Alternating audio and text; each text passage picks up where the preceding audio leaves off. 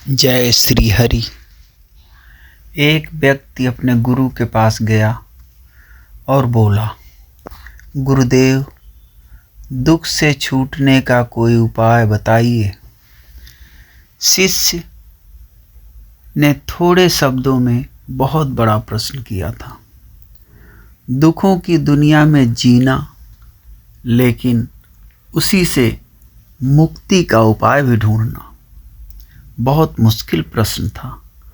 गुरु ने कहा, एक काम करो, जो आदमी सबसे सुखी हो उसके पहने हुए जूते लेकर आओ, फिर मैं तुझे दुख से छूटने का उपाय बता दूंगा।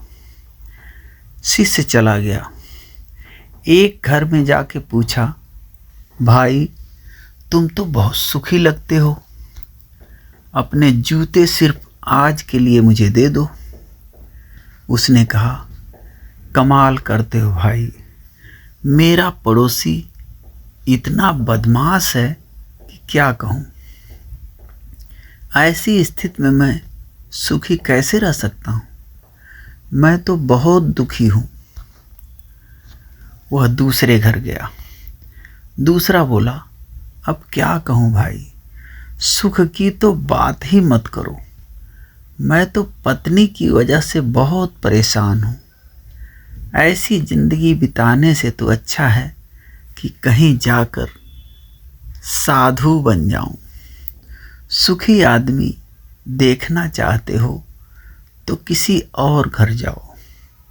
वह तीसरे घर गया, चौथे घर गया, किसी की पत्नी के पास गया तो वह पति को क्रूर बताती।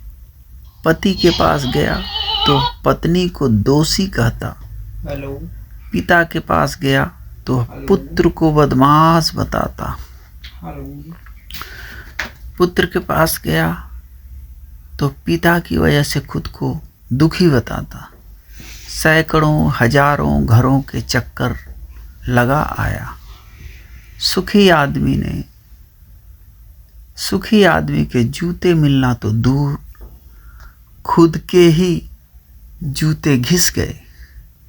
शाम को वह गुरु के पास आया और बोला, मैं तो घूमते घूमते परेशान हो गया, ना तो कोई सुखी मिला और ना सुखी आदमी के जूते। गुरु ने पूछा, लोग क्यों दुखी हैं? उन्हें किस बात का दुख है? उसने कहा, किसी का पड़ोसी खराब है, कोई पत्नी से परेशान है, कोई पति से दुखी, तो कोई पुत्र से परेशान है। आज हर आदमी दूसरे आदमी के कारण दुख भोग रहा है। गुरु ने बताया, सुख का सूत्र है, दूसरे की ओर नहीं बल्कि अपनी ओर देखो, खुद में झांको, खुद की काबिलियत पर गौर करो। प्रतिस्पर्धा करनी है तो खुद से करो, दूसरों से नहीं। जीवन तुम्हारी यात्रा है, दूसरों को देखकर अपने रास्ते मत बदलो। खुद को सुनो, खुद को देखो, यही सुख का सूत्र है। शिष्य बोला, महाराज, बात तो आपकी सत्य है, लेकिन यही आप मुझे सुबह ही बता सकते थे, फिर इतनी परिक्रमा क्यों करवाई? गुरु ने कहा, वत्स, सत्य दुष्पाच्य होता है, वह सीधा नहीं पचता। अगर यह बात मैं सुबह बता देता तो हरगिज नहीं मानता तू।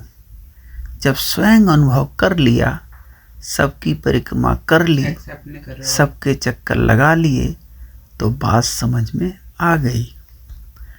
अब ये बात तुम पूरे जीवन में नहीं भूलोगे। जय श्री राम। ओम गुरुदेवाय नमः।